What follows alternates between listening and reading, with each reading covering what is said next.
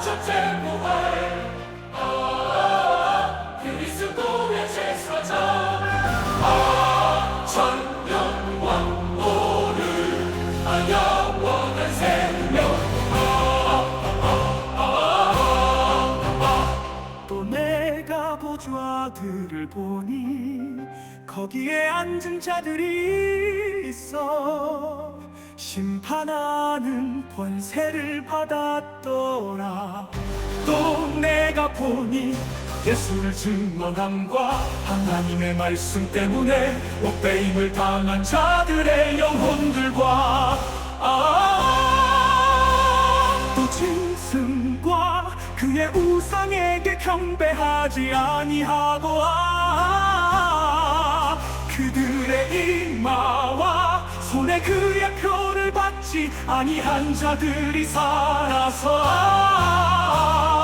그리스도와 더불어 천년 동안 왕노릇하니 그 나머지 죽은 자들은 그 천년이 차기까지 살지 못하더라. 이는 첫째 부활이라. 그리스도와 더불어 천년 동안 왕노를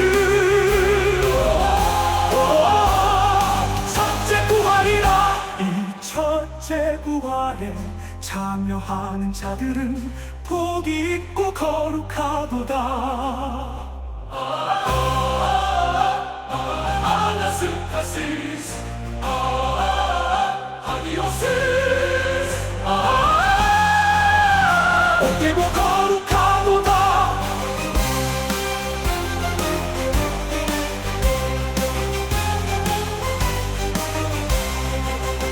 둘째 사망이 그들을 다스리는 권세가 없고 도리어 그들이 하나님과 그리스도의 제사장이 되어 천년 동안 그리스도와 더불어 왕노릇하리라. 하나님과 그리스도의 제사장, 영원한 생명의 길, 천년왕국. 또 내가 보니 예수를 증언함과 하나님의 말씀 때문에 못배임을 당한 자들의 영혼들과 또 짐승과 그의 우상에게 경배하지 아니하고 그들의 이마와 손에 그의 표를 받지 아니한 자들이 살아서 그리스도와 더불어 천년 동안 왕노릇하니 그 나머지 죽은 자들은 그 천년이 차기까지 살지 못하더라. 이는 첫째 부활이라. 그리스도와 더불어 천년 동안 왕노릇. 첫째 부활의 영광. 할렐루야 할렐루야 할렐루야 할렐루야.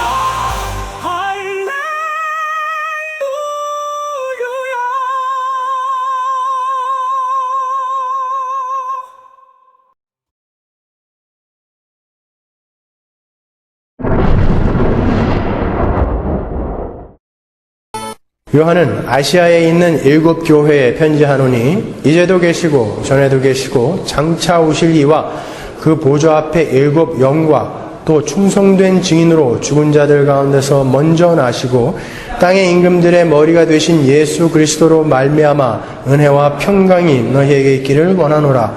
우리를 사랑하사 그의 피로 우리 죄에서 우리를 해방하시고 그 아버지 하나님을 위하여 우리를 나라와 제사장으로 삼으신 그에게 영광과 능력이 세세토록 있기를 원하노라. 아멘. 볼지어다 구름을 타고 오시리라. 각인의 눈이 그를 보겠고 그를 찌른 자들도 볼 터이요 땅에 있는 모든 족속이 그를 인하여 애곡하리니 그러하리라. 아멘. 주 하나님이 가라사대 나는 알파와 오메가라. 이제도 있고 전에도 있었고 장차 올 자요 전능한 자라 하시더라. 아멘. 계속해서 우리는 요한계시록이라는 편지의 서문을 공부하고 있습니다. 그 편지의 서문 중에서 인사말을 지금 우리가 3주째 공부하고 있습니다. 오늘은 예수 그리스도로부터 오는 은혜와 평강의 부분을 공부하도록 하겠습니다. 우리가 앞서 1절, 2절을 공부하면서 나누었던 것처럼 이 요한계시록은 예수 그리스도의 계시이고 예수 그리스도의 증거라고 그랬습니다. 그러므로 오늘 공부할 부분이 아마 요한계시록 전체 내용의 요약이라고 생각하셔도 무방하실 것입니다. 사도 요한이 이 요한계시록을 썼던 당시는 로마가 전 세계의 패권을 쥐고 있던 때였습니다. 그들은 팍스 로마나라고 해서 로마에 의한 세계 평화를 외치고 있었죠. 요즘은 팍스 아메리카나 그러죠. 미국에 의한 세계 평화. 그래서 미국은 누가 시키지도 않았는데 이라크를 공격하고 북한에게 경고를 하고 그렇습니다. 이 팍스 로마나를 모방하고 있는 것이죠. 이 팍스 로마나, 이 로마의 제국주의적 이데올로기는 충분히 매력적인 거였습니다. 그들이 요구하는 황제 숭배만 따른다면 더 없는 평화를 누릴 수 있었습니다. 로마에 의해 세계가 평정되었기 때문에 전쟁도 없었습니다. 예수만 믿지 않는다면 박해를 받을 이유도 없었어요. 그러나 그게 정말 평화일까요, 여러분? 마치 이런 것과 같은 거죠. 뉴올리언스나 라스베가스 같은 데 가면은 좀도둑이 없다고 그래요. 왜 그러냐면은 거기에는 마피아가 자체 치안을 하고 있기 때문이라고 그렇습니다. 사람들이 많이 와서 안전하게 기분 좋게 돈을 많이 잃고 가야 되는데 좀도둑들이 기승을 부리면 방해가 되는 거예요. 그래서 자체 치안을 마피아가 유지하고 있다는 것이죠. 그것이 정말 평화입니까, 여러분? 그것은 더 깊은 나락으로 우리를 빠져들게 하는 것이죠. 마치 그런 것과 같은 것입니다. 그렇게 로마의 제국주의적 이데올로기가 주는 무사한 일과 평화와 안녕이라는 그런 영적 생명력을 상실케 하는 사탄의 공격, 그 공격에도 초대교회 사람들은 노출되어 있었고 예수를 믿는 것으로 말미암아 물리적으로 또 가해져 오는 가시적인 핍박에도 노출되어 있었어요. 이렇게 양쪽에 노출되어 있는 초대교회 사람들에게 하나님께서 진짜 은혜가 무엇이고 진짜 평강이 무엇인지를 확인시켜 주시려고 이렇게 서문에서 인사말에서 이야기를 하고 계신 것입니다. 정말 평강은 전쟁이 없고 외부적인 적이 없고 먹을 것 입을 것이 모자라지 않는 그런 편안한 상태가 아니라 그러한 편안한 상태가 평강이라면 지금 너희들은 평강이 아니다. 그런데 평강을 지금 빌고 있다는 것은 평강은 그것이 아니라 하나님과 원수되었던 이 죄인들이 하나님과 화해가 되어져서 이제 그 하나님의 영원한 언약의 수혜자가 되어진 그것으로 말미암아 우리는 가야 할 그 새하늘과 새 땅이 있구나라는 그것으로 말미암아 평강을 얻게 되는 그 평강을 이야기해주고 있는 것입니다. 그런데 요한계시록 안에서 로마로 상징된 그 사탄의 세력의 공격은 이런 동일한 모습으로 양쪽의 동일한 모습으로 지금 우리를 공격하고 있다고요. 이런 평안함, 무사안일, 안녕 이런 것으로. 그래서 꼭 이런 상태에서도 예수를 믿어야 되나? 내가 이렇게 돈 많고 지금 부유하고 집안에 아무 문제가 없는데 예수를 왜 믿어? 이런 것으로. 또는 예수를 믿음으로 말미암아 시어머니한테 때로는 자식한테 며느리한테 구박을 받는 이러한 가시적인 핍박의 모습으로 공격하고 있단 말이에요. 우리를 실망시키고 좌절시키기 위해서. 그러니까 우리는 이 요한계시록을 보면서 동일하게 지금 우리에게 이야기하시는 것이구나 라고 우리는 계시록 안에서 우리를 발견하는 거예요. 우리는 성경에서 우리가 착하게 선하게 도덕적으로 윤리적으로 사는 방법을 찾아내려고 한다고요. 그거는 성경을 바르게 보는 방법이 아니에요. 성경은 성경 안에서 우리가 교훈을 받으라고 성경을 주신 게 아니라 그 성경 안에 우리의 모습이 어느 지점에 들어가 있는가를 발견하는 게 성경이라고요. 그래서 내가 바로 이런 존재인데 하나님이 이렇게 나를 건져내셨구나라는 것을 발견하면 우리의 삶이 변하는 것이지, 성경에서 착하게 사는 방법, 도덕적 윤리적으로 선하게 사는 방법을 찾아내서 우리가 적용하는 거 아니라고요. 여러분 계시록을 읽으면서 계시록 안에 들어있는 여러분을 발견하셔야 되는 거예요. 오늘 본문을 보면 예수 그리스도에 관한 묘사가 3가지로 되어 있습니다. 그분은 충성된 증인이다 라고 이야기하고, 그분은 죽은 자들 가운데서 먼저 나신 이다 이렇게 이야기를 하고 있고, 그분은 땅의 임금들의 머리가 되신 분, 진짜 왕 중의 왕 이렇게 표현을 하고 있단 말이에요. 이 구절은 요한이 시편 89편을 인용한 거예요. 한번 보겠습니다. 시편 89편 27절로 가겠습니다. 내가 또 저로 장자를 삼고, 장자를 삼는다는 말은 먼저 나시고 라는 말이죠. 세계 10왕의 으뜸이 되게 하며, 계시록에서는 어떻게 표현했어요? 임금들의 머리가 되신 이렇게 표현했어요. 같은 말입니다. 37절 보시면 또 궁창의 확실한 증인, 확실한 증인이라는 것은 faithful witness라는 거예요. 충성된 증인, 똑같은 말이에요. 달같이 영원히 견고케 되리라 하셨도다 셀라 그랬습니다. 당시 이 편지를 받은 초대교회 신자들은 바로 이 시편을 딱 떠올릴 수 있었던 것입니다. 그리고는 평강을 얻을 수 있었다라는 얘기인데, 도대체 무슨 이야기가 이 시편 89편에 쓰여 있길래 그들은 이 내용만 듣고도 금방 평강을 얻을 수 있었을까? 시편 89편 19절부터 제가 읽어드리겠습니다. 주께서 이상 중에 주의 성도에게 말씀하시기를 내가 돕는 힘을 능력 있는 자에게 더하며 백성 중에서 택한 자를 높였으되 내가 내 종 다윗을 찾아 나의 거룩한 기름으로 부었도다. 내 손이 저와 함께하여 견고히 하고 내 팔이 그를 힘이 있게 하리로다. 원수가 저에게서 강탈치 못하며 악한 자가 저를 곤곡해 못하리로다. 내가 저의 앞에서 그 대적을 박멸하며 저를 한하는 자를 치려니와 나의 성실함과 인자함이 저와 함께 하리니 내 이름을 인하여 그 뿔이 높아지리로다. 내가 또 그 손을 바다 위에 세우며 오른손을 강들 위에 세우리니 저가 내게 부르기를 주는 나의 아버지시요 나의 하나님이시요 나의 구원의 바위시라 하리로다. 다윗이 왕권을 갖고 기름 부음 받은 왕이 되어서 대적들을 물리치고 다스리는 장면이 표현된 게 바로 이 시편 89편이란 말이에요. 유대인들이 지금도 오매불망 그리워하는 그 화려했던 그 다윗의 왕국처럼 예수 그리스도께서 오셔서 바로 다윗의 언약으로 약속되었던 영원한 나라를 완성하셨고 다스리시는 분이다라는 것을 우리에게 알려주는 거예요. 확인시켜주고 강조시키기 위해서 요한은 시편 89편의 표현을 인용해서 예수 그리스도를 표현한 것입니다. 다윗의 언약이 뭐죠? 유대인들이 오늘날까지도 오매불망 그 언약이 이루어지기를 기다리고 있는 그 다윗의 언약이 뭐냐고요. 사무엘하 7장 12절로 가겠습니다. 내 수한이 차서 내 조상들과 함께 잘 때에 내가 내 몸에서 날 자식을 내 뒤에 세워 그 나라를 견고케 하리라. 하나님께서 다윗에게 하시는 말씀이죠. 저는 내 이름을 위하여 집을 건축할 것이요 성전을 건축할 거란 말이에요. 나는 그 나라 위를 영원히 견고케 하리라.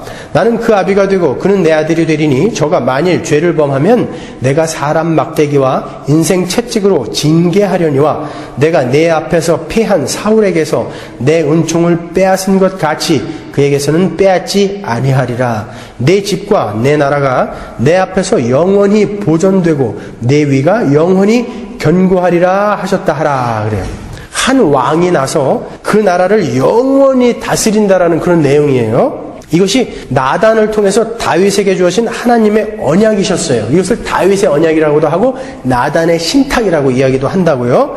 1차적으로 이 이야기는 솔로몬에 대한 이야기죠. 다윗의 아들 솔로몬이 성전을 재건하잖아요. 13절과 16절에 보시면 이 이야기는 예수 그리스도에 관한 메시지라는 것을 우리가 금방 알 수 있습니다. 그 나라와 그 왕위가 영원히 견고케 되리라 라는 말씀이 있죠. 13절 16절에 보시면 정말 그렇게 되었습니까? 솔로몬의 왕위가 정말 영원히 견고케 되었나요? 아니에요. 바로 그 솔로몬의 아들 때에 가서 여로보암, 르호보암으로 나라가 둘로 갈라졌어요.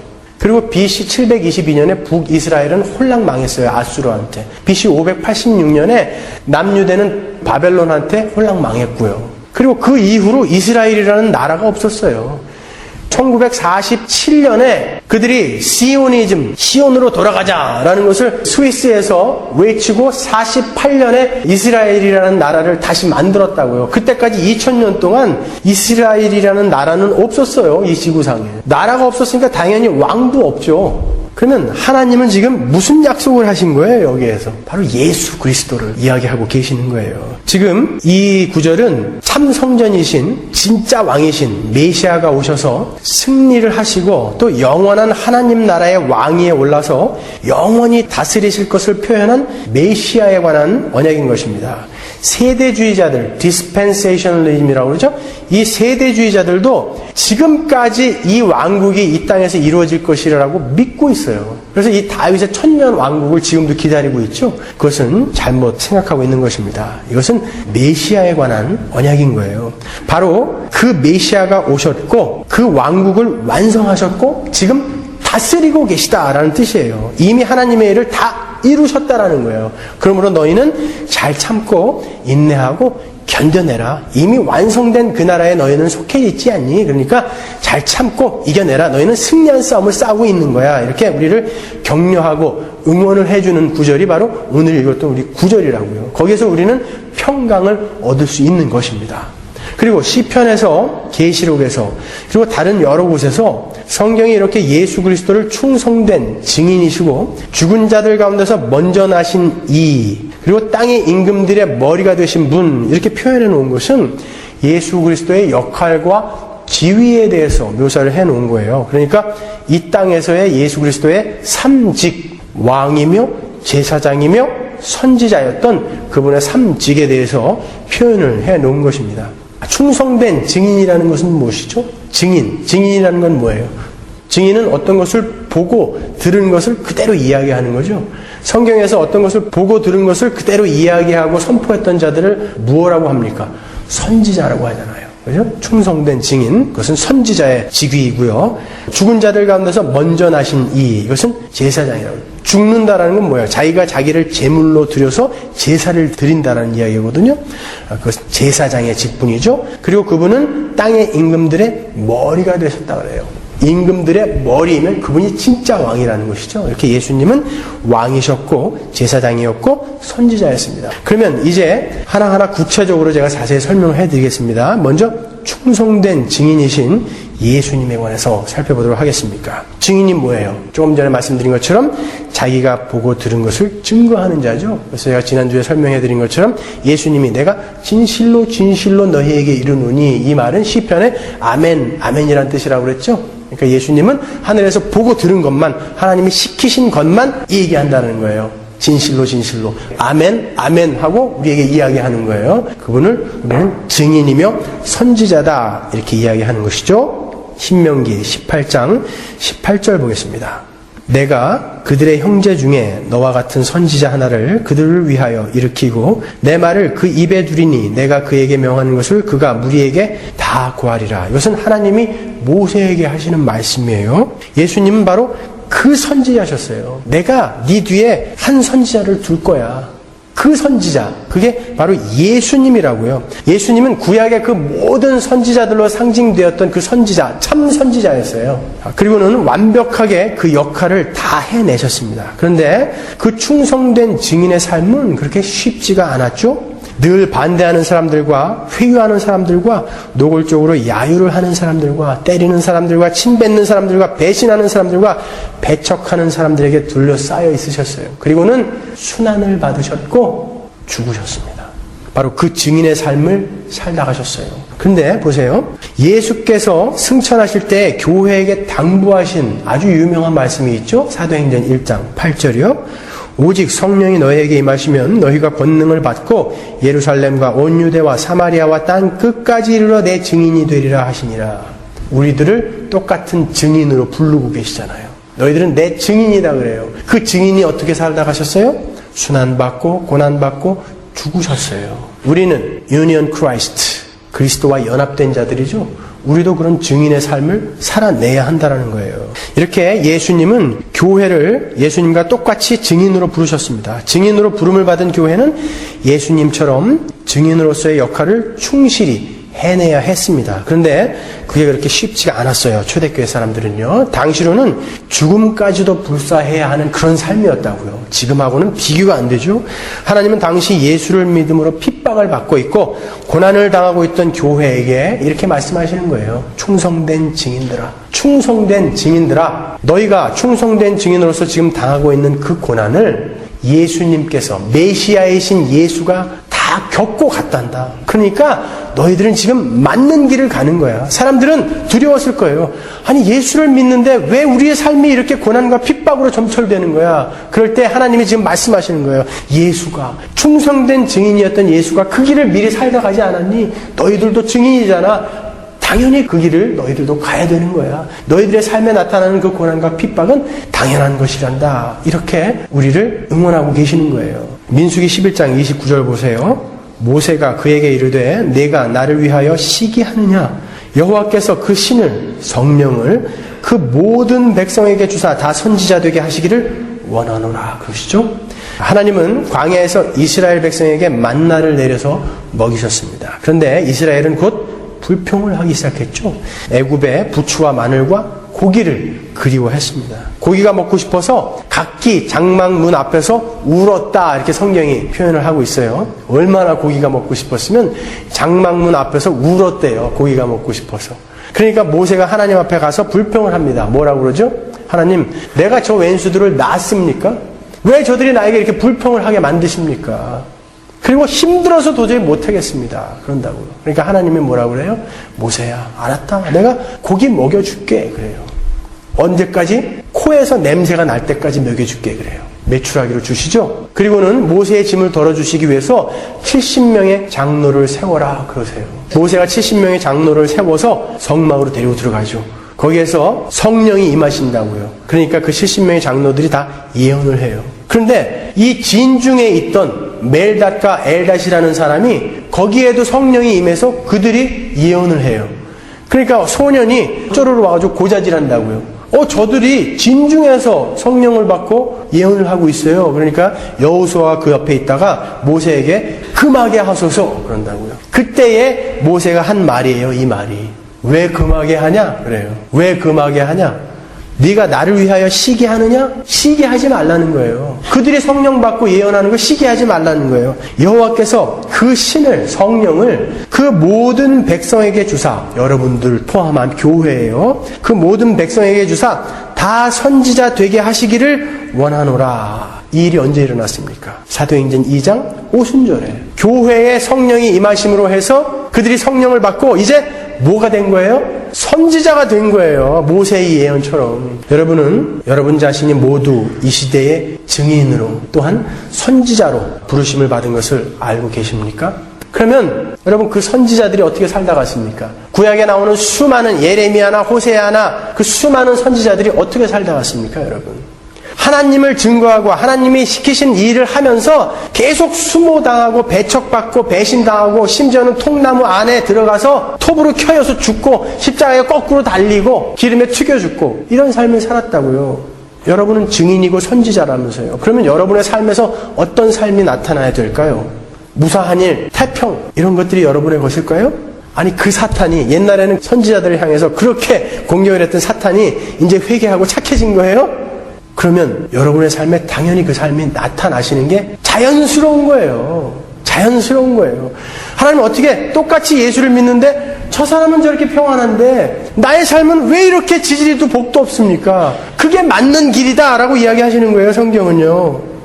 하도 세상의 그 합리주의, 경영논리, 효율성 이런 것들이 교회에 들어와가지고 예수를 믿으면 당연히 이 땅에서 복받고 축복받고 만사형통 무사한 일 이렇게 돼야 된다라고 믿고 있어요. 그리고 그렇게 가르치는 왼수들이 또 있고요. 그건 기독교 아니에요, 여러분.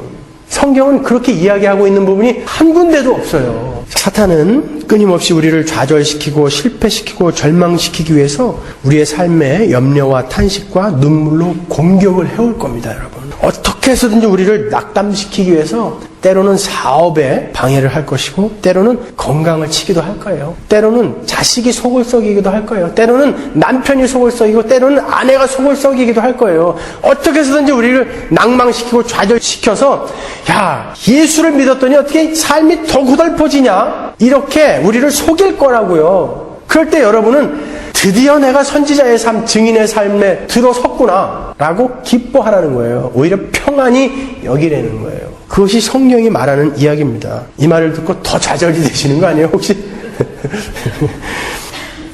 이게 성경이에요 여러분.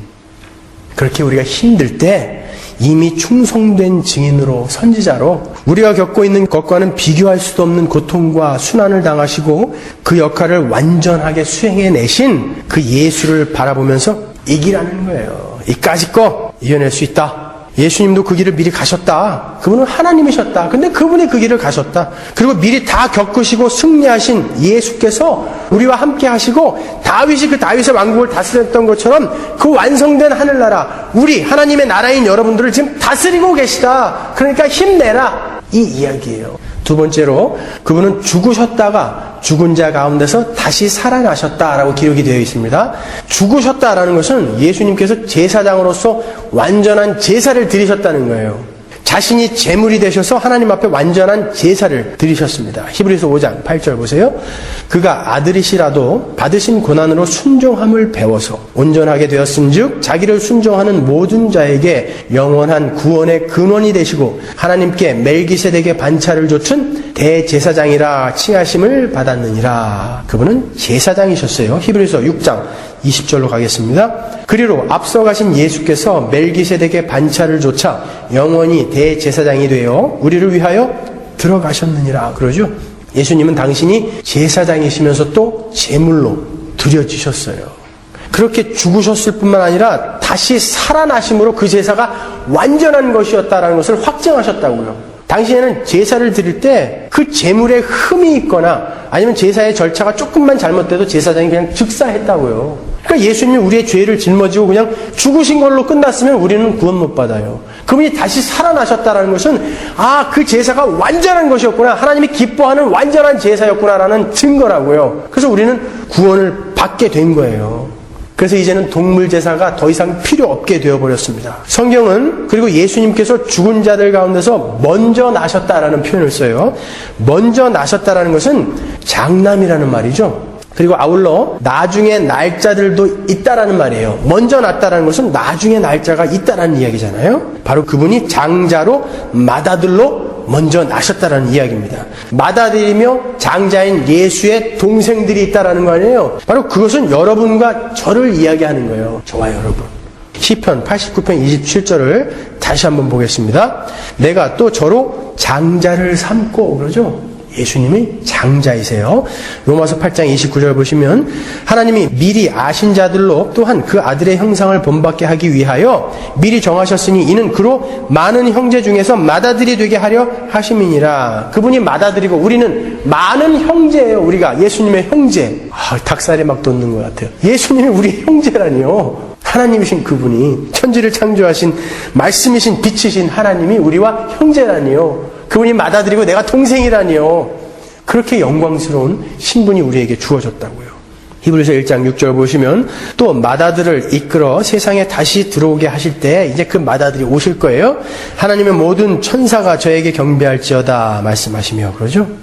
그분은 살아나셔서 그렇게 맏아들이 되셨습니다. 이 장자의 개념은 여러분이 잘 아시는 출애굽기에서 나오죠. 애굽에서 이스라엘을 건지기 위해 하나님께서 10가지 재앙을 내리신다고요. 강계, 이파수, 도구, 황감장. 주일학교 좋은 데 나온 사람은 다 외워요 이거. 다 아십니까? 강계, 이파수, 도구, 황감장. 마지막에 장남, 장자들을 다 죽이는 거 아니에요. 애굽의 장자들을 다 죽이는데 어린 양을 죽여서 그 피를 임방과 문설주에 바른 그 집의 장자들은 다 살아나는 거예요. 장자는 남자를 대표하는 거예요. 남자는요. 이스라엘 사람들이 계수를 할 때 항상 성인 남자만 셌죠. 남자가 잘나서 센 게 아니라 성인 남자를 세면 그가 데리고 있는 식솔은 대충 추측이 가능했어요. 그래서 남자를 센 거지 남자가 뭐 잘나서 남자만 센 거 아니에요. 남자는 가족의 대표예요. 그러면 장자라는 것은 남자의 대표고 남자는 전체의 대표라면 이 장자는 뭐의 대표예요?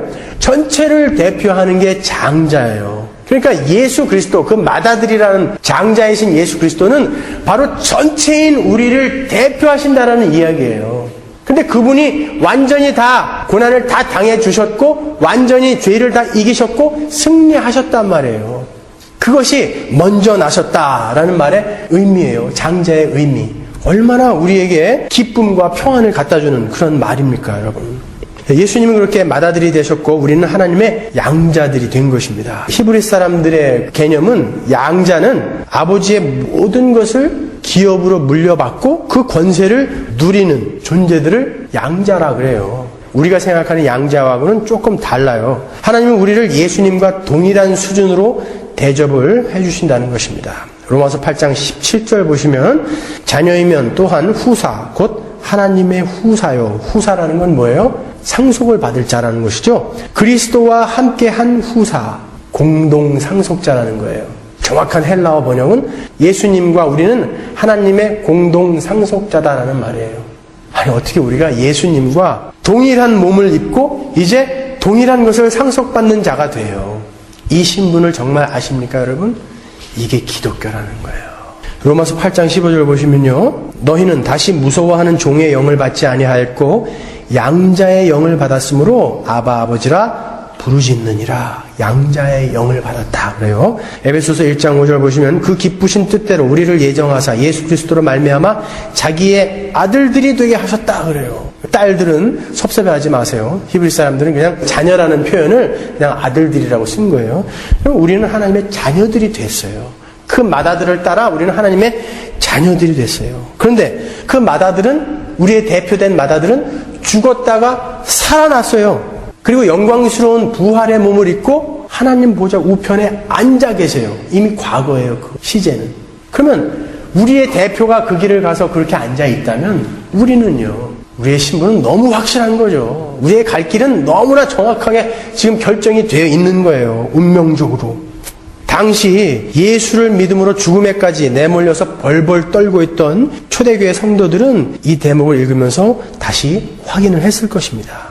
우리 교회의 삶을 대표로 미리 살다 가신 맏아들, 우리의 큰형, 그 예수님이 고난을 받고 죽으셨지만, 우리처럼 이렇게 죽음 앞에 내몰렸었지만, 그분은 다시 영광스러운 몸을 입고 살아나셨다. 우리도 그렇게 부활할 것이다. 그 영광스러운 몸을 입고 부활할 것이다. 그리고 기뻐했을 거란 말이에요.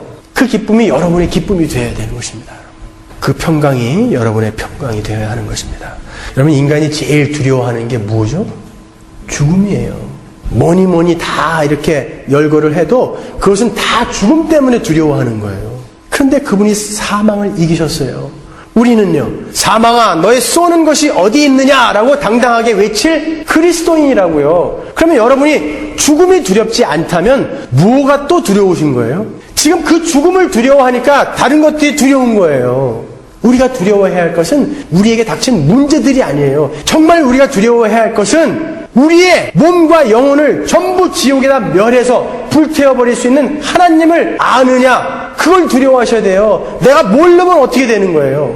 정작 우리가 두려워해야 할 것은 나는 진짜인가? 나는 진짜 하나님의 자녀가 맞나? 이걸 두려워하셔야 하는데 그 자기 앞에 닥친 문제들, 그거에서 못 벗어나는 거예요. 아니요, 여러분의 신분은 이렇게 정확하게 묘사가 되어 있지 않습니까? 설명이 되어 있지 않습니까? 우리가 두려워해야 할 것은, 우리가 마음속에 고민해야 할 것은 내가 진짜 바른 길을 가고 있는 거 맞나? 그거 고민하셔야 돼요. 죽자 사자 죽을 때까지 예수 믿고 지옥 가시면 어떡할 거예요? 거기가 얼마나 무서운 곳인데요. 그걸 두려워하셔야죠. 그런데 그 예수님은 살아나셨을 뿐만 아니라 땅의 임금들의 머리가 되셨다 그래요. 이제 세 번째 부분으로 넘어가는 겁니다. 시편 89편 27절을 다시 보겠습니다. 내가 또 저로 장자를 삼고 세계 열 왕의 으뜸이 되게 하며, 그러죠? 모든 왕들의 왕이라는 거예요. 그거는 진짜 왕이라는 거죠, 이분이. 스가랴서 9장 9절 보세요. 시온에 따라 크게 기뻐할지어다. 예루살렘에 따라 즐거이 부를지어다. 보라, 내 왕이 내게 임하나니. 그분은 왕이세요. 새끼 나귀를 타고 다니셨지만 왕이세요. 그는 공의로우며 구원을 베풀며 겸손하여서 나귀를 타나니 나귀의 작은 것 곧 나귀 새끼니라. 스가랴서에 이미 왕으로 오실 예수님이 예언이 되어 있는 거죠. 당시 초대교회 사람들은 로마 황제의 그 막강한 권세 앞에서 벌벌벌 떨고 있었다고요. 막 죽여버리니까요. 그러나 사도 요한은 진짜 왕은 너희의 영혼을 다스리시는 예수 그리스도라는 것을 천명하고 있는 거예요. 우리의 진짜 왕은 예수 그리스도라고요. 여러분의 왕은 누구십니까? 돈이에요? 명예입니까? 자식입니까? 가정의 행복입니까? 여러분을 지금 다스리고 있는, 여러분의 온 생각을 다스리고 있는 게 뭐냐고요? 진짜 예수님이세요? 우리의 삶의, 우리 그리스도인의 삶의 주인이시며 왕은 예수이셔야 하는 거예요. 예수가 아니니까 다른 문제로 벌벌벌 떨고 있는 거예요. 성경은 지금 아니야, 진짜 왕은 예수님이야 그러는데, 이때 사람들은 로마 황제를 두려워했던 것처럼 우리는 돈에 벌벌 떨고 명예에 벌벌 떨고, 혹시 사람들이 나를 불행하다고 여기면 어떡할까, 거기에 벌벌 떤다니까요. 다를 거 없어요. 이 안에서 여러분, 우리는 우리의 모습을 보셔야 하는 거예요. 이 초대교회 신자들은 땅의 임금들의 머리 되신 예수님이라는 이런 표현을 대할 때 금방 구약에 예언된 왕이신 메시아를 떠올렸을 것입니다. 그리고 이내 그분이 우리 편이라면, 그 왕 중에 왕이신 그분이 우리 편이라면 우리는 결코 실패할 수 없다. 왕이신 그분이 우리를 지키고 계신데 지금 우리에게 환난과 핍박이 닥치는 것은 뭔가 지금 이유가 있을 거다. 그러나 그 모든 것들이 다 합력해서 지금 선을 이루고 가고 있는 것일 것이다라고 평강을 얻는 거예요. 여러분, 세상 왕들은 기껏해야 우리의 목숨 뺏어가는 거예요. 그렇지만 하나님은요, 목숨뿐만이 아니라 영혼까지도 지옥에 넣어서 멸하시는 분이 하나님이라고요. 누구를 두려워해야 하느냐 말이에요. 마태복음 10장 28절 보십시오. 예수님이 직접 하시는 말씀입니다. 몸은 죽여도 영혼은 능히 죽이지 못하는 자들, 그런 세상 왕들을 두려워하지 말고 오직 몸과 영혼을 능히 지옥에서 멸하시는 자를 두려워하라. 그분이 왕이세요. 예수님이 왕이세요. 진짜 왕이세요. 그분은 육신의 몸으로도 진짜 왕이셨어요. 아니, 나사렛의 목수의 아들이 무슨 왕이에요? 아니요, 진짜 왕이셨어요.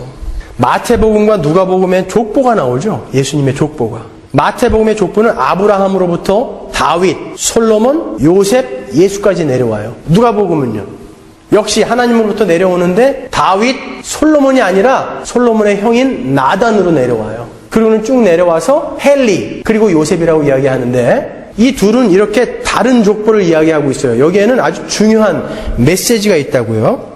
원래 다윗의 아들 솔로몬의 형 나단은 법적으로 왕권을 받았어야 할 자예요. 그런데 하나님은 솔로몬을 왕으로 택하셨어요. 그러니까 법적인 왕통은 원래 나단 쪽이죠. 그런데 하나님이 이 솔로몬 쪽을 택하셨단 말이에요. 그래서 실제적으로는 이들이 왕이 되어 내려오고 있었어요. 그런데 여러분이 마태복음의 족보를 자세히 보면 거기에서 여고냐라는 인물이 나와요. 누가복음에는 없는 인물이에요. 이 여고냐가 누구냐면은 여호야긴이라는 왕이에요. 이 여호야긴은 제가 지난주에도 말씀드렸지만 바벨론으로 포로로 끌려갔을 시대의 그 왕이거든요. 열왕기하가 이 여호야긴의 석방으로 끝이 나죠. 이 여호야긴이 예레미야서에 보면은 하나님으로부터 저주를 받아서 그 후손은 절대 왕이 될 수가 없어요. 예레미야서 22장 30절 한번 보세요.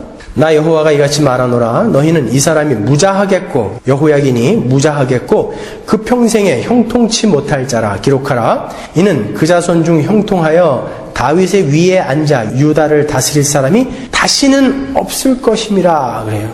여호야긴의 핏줄을 따라서는 이제 왕이 나올 수가 없어요. 하나님께서 왕통을 솔로몬 쪽으로 택하셨는데 그 후손이 지금 하나님의 저주를 받았어요. 이렇게 솔로몬 쪽 혈통은 저주를 받았고 나단 쪽 혈통은 왕으로 다스릴 권한이 없어요. 하나님이 택하지 않았기 때문에. 법적인 권한은 있지만. 자, 이 딜레마를 어떻게 해결하셨는지 한번 보시자고요. 이제 여호야긴의 핏줄로는 안 되죠. 그러나 이 왕통을 이어받을 수 있는 방법이 있어요. 이 핏줄을 타고 나지는 않았지만 양자로 그 안으로 들어가면 되는 거예요. 그래서 예수님이 요셉의 친아들이면 안 되는 거예요. 그래서 예수님은 성령으로 잉태되셔서 양자로 요셉에게 들어가야 되는 거예요. 그러면 실제적인 왕권을 이어받는 거고, 나단 쪽에서는요, 법적인 왕권이 어디로 내려와요? 헬리가 마리아의 아버지라고요. 누가복음에는 요셉의 이상으로는 헬리다라고 나오지만 그들의 족보에는 여자가 들어갈 수 없었기 때문에 요셉이라고 나오는 것이지, 헬리는 마리아의 아버지라고요. 마태복음에 보면은 요셉의 아버지는 야곱이라고 나와 있죠. 이렇게 지금 이 나단 쪽으로는 법적인 왕통을 끌어내리셨고, 솔로몬 쪽에서는 실제적인 이 왕통을, 그런데 여호야긴이 저주를 받았기 때문에 양자로 그 안에다가 갖다가 넣으심으로 해서 양쪽을 다 충족시킨 진짜 왕을 만드신 거예요. 목수의 집에서 태어났지만 성경에서 다윗의 후손으로 메시아가 올 것이다 했는데 예수님은 요셉의 후손이 아니잖아요. 그런데 왜 그분이 다윗의 후손입니까? 이런 질문이 안 드셨어요? 그 질문에 대한 해답이 됐습니까, 여러분? 예수님은 진짜 왕이셨어요. 이 두 가지를 다 충족시킨 진짜 왕이셨다는 거예요. 세상 왕들이, 마귀의 세력들이 예수를 믿는다고 우리를 핍박하고 죽이려고 하고 고난을 가하고 고통을 주면 까짓거 죽자고요. 죽으면 천국 간다면서요. 그걸 안 믿으니까 두려운 거 아니에요. 이 세대가 진짜 천국과 지옥을 믿냐고요. 까짓거 죽이면 죽으면 될 거 아니에요. 더 좋은 곳이 있다면서요. 그게 확실하지 않으니까 벌벌벌벌 떨고 있는 거 아닙니까? 우리는 교회에 와서 예배드리고 말씀 나누고 교제 나누면서 점점 명확하게 그 나라를 알아가야 되는 거예요. 그게 교회지. 어떻게 서로 손 얹고 기도하면서 문제를 해결해 주세요. 그래갖고 이 땅에서 천년만년 정말 벽에 못 칠할 때까지 살게 해주세요. 이게 기독교 아니라고요. 기독교는 좀 더 고급한 거예요. 더 깊은 거예요, 여러분. 그들은 우리의 영혼까지 손댈 수는 없어요. 하나님은 영혼까지도 멸하시는 분입니다. 그분이 왕이에요. 우리를 지키고 계세요. 우리를 다스리고 계세요. 확실한 거죠, 우리는요. 여러분, 성경이 왜 이렇게 힘써서 우리를 격려하고 있습니까? 이 요한계시록 내용 전체가 우리를 응원하고 격려하는 거예요. 왜 격려를 해야만 합니까? 뭔가 싸워서 이겨야 할 것들이 있다라는 거 아닙니까? 격려를 한다는 것은. 그래서 계시록 내내 나오는 게 이기는 자는 이겨라 그러지 않습니까? 이겨라라는 것은 이겨야 할 대상이 있다라는 거 아니에요. 우리는 전투하는 자들이에요. 교회예요, 우리는요.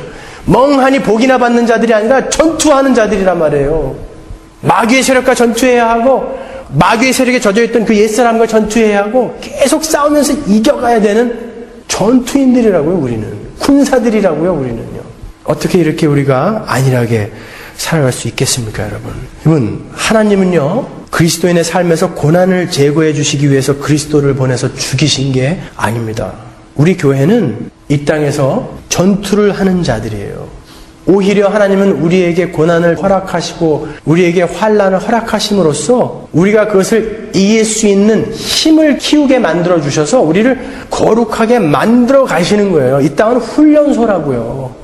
그게 바른 복음의 해석인 것입니다, 여러분. 그런데 우리의 큰형님이신 장자이신 예수께서 우리의 대표가 되셔서 이미 이기셨고 이 땅에서 이길 수 있는 방법을 몸으로 살아내셔서 우리에게 몸소 보여주고 가셨어요. 그분은 승리자로 하나님 보좌 우편에 지금 앉아 계십니다. 여러분, 우리는 그 자리로 반드시 갈 거예요. 여러분, 여러분의 문제를 바라보지 마세요. 그 문제에 너무 몰두해서 거기에 목숨 걸지 마세요. 존 버년의 철로역정이라는 책에 보면은 이 순례자 크리스찬이 길을 가는데 십자가까지 가는데 맹수 2마리가 사슬에 묶여가지고 확 물으려고 그래요. 이 맹수를 보고 두려워하면 얘한테 물려요. 얘를 보고 두려워하면 얘한테 물려요. 근데 이 순례자가 어떻게 갑니까? 앞에서 비치는 빛만 보고 걸어가요. 그랬더니 얘네들이 범접을 못해요. 마귀의 공격은 그런 거예요, 여러분. 우리의 영혼을 어떻게 할 수가 없어요. 우리를 두렵게 만들고 낙담시키게 만들고 좌절하게 만드는 것뿐이지 우리를 건드릴 수가 없어요. 속지 마세요, 여러분. 빛만 보고 십자가만 보고 가는 거예요. 문제를 바라보시면 안 돼요. 예수를 바라보셔야 돼요. 여러분의 궁극적인 그 승리를 바라보시라고요. 문제를 바라보면 우리는 계속 물어뜯겨요. 계속 물어뜯겨요. 힘든 거 압니다. 그러니까 모이는 거예요. 기도하는 거예요. 그래서 함께 서로 격려하는 거예요. 그리고 내가 살아가는 모습을 보여주는 거예요. 나도 이렇게 살고 있어. 그래? 맞아. 두려운 거 아니구나. 나도 이겨야지. 그래서 모이는 거예요, 교회가. 그냥 모여가지고 밥이나 먹고 친목계나 하고 그림 공부나 하고 이게 아니란 말이에요. 교회는 모이는 목적이 따로 있는 거예요. 그게 그리스도인의 삶인 것입니다. 여러분, 우리의 큰 형님이신 장자이신 예수께서 이 땅에 다시 오실 때 어떤 모습으로 오실 것 같습니까? 뭉게구름 타고 오실 거라고 생각하지 마세요. 하도 사람들이 그렇게 그려놔가지고 뭉게구름 타고 탁 이렇게 오실 것 같은데, 그분은 전투하는 모습으로 오실 거예요. 폭풍의 구름을 타고 오실 거예요. 마귀의 세력과 이 세상에 관영한 이 죄를 심판하러 전사의 모습으로 오실 거예요. 불말과 불병거를 이끌고 그들을 심판하러 오실 거예요. 그때에 여러분들은 어떤 모습으로 예수를 맞이하실 것입니까? 이 땅에서 예수의 전투에 참여해서 온통 몸이 다 찢기고 눈알이 빠지고 다리가 부러지고 팔이 부러진 이러한 전투인의 모습으로 예수님을 만나야 될 거 아니에요. 예수님이 우리를 품어 안아주면서, 그래, 이 전투에서 네가 이렇게 싸워줬구나, 고맙다. 그러나 이제 봐라, 내가 어떻게 이 세상을 심판하는지 보아라. 그게 종말이에요. 그런데 군복을 보니까 말끔해요. 그냥 깨끗해. 자기 군복 닦느라고 평생 전쟁에서 동료들이 막 죽어가고 있는데 지는 밖을 계속 닦고 있는 거예요. 군복 다리고 있는 거예요. 그 사람은 영창 가는 거예요. 전장 끝나면. 군복이 군복다워지는 것은 전투를 하면서 피가 묻고 찢기고 해졌을 때 그게 군복 아닙니까? 우리는 이 땅에서 싸워야 하는 전사들이 아닙니까, 여러분? 그러니까 여러분의 삶에 그러한 전투가, 영적 전투가 여러분의 삶에 막 닥칠 때 왜 나의 삶에만 이런 일이 일어나는 거야가 아니라, 하나님, 드디어 내가 선지자로 증인으로 전투를 하게 되었군요. 하나님, 감사합니다. 한번 이겨보겠습니다. 깨지죠? 다시 일어나는 거예요. 그게 전사예요. 전투하는 자예요. 하나님은 우리를 끝까지 보호하시고 끝까지 안전하게 데리고 가셔야 할 것이기 때문에, 여러분, 게하시의 눈에 보였던 그 불말과 불병거를 여러분도 보셔야 돼요. 여러분을 둘러싸고 있는 그 문제, 고통, 고난, 눈물, 슬픔, 그 전에 여러분을 둘러싸고 있는, 안전하게 둘러싸고 있는 하늘의 불말과 불병거가 여러분을 딱 지키고 있는 모습을 여러분은 보셔야 되는 거예요. 그게 교회예요. 지금 여러분의 옆에 하늘의 불말과 불병거가 어디 범접을 하냐고 마귀들을 두들겨 패며 지키고 있어요. 끝까지, 이 마지막 날까지 여러분을 보호하며 지키며 거룩하게 만들어가기 위해서 여러분, 하나님의 응원의 목소리를 들으십시오. 오늘 본문을 보시면서 하나님의 응원의 목소리를 들으셔야 돼요. 이겨라 내 아들아, 이겨라 내 딸아, 이제 알았니? 너희들은 증인으로, 선지자로, 왕으로 왕도를 펴며 이 땅을 살아가는 거야. 이기면서 살아야 되는 거야. 알았냐? 이겨라 내 딸아, 이겨라 내 아들아, 이겨라 은지야, 이겨라 지은아. 하나님이 말씀하시는 그 목소리를 들으십시오. 그게 기독교입니다. 기도하겠습니다.